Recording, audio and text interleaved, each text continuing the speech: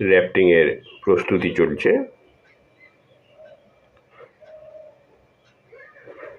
একটা গাড়ির মাথাতে নৌকোটাকে তুলে রাখা হয়েছে।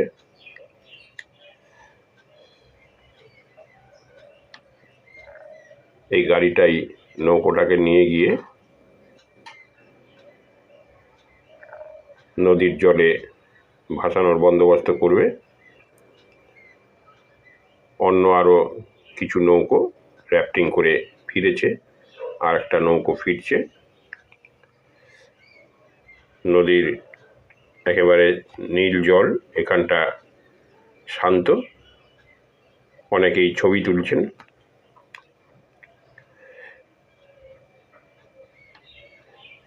আপনারা দেখতে পাচ্ছেন সুন্দর নজারা, অপরূপ দৃশ্য। একেবারে পিছন দিকে নীল আকাশ।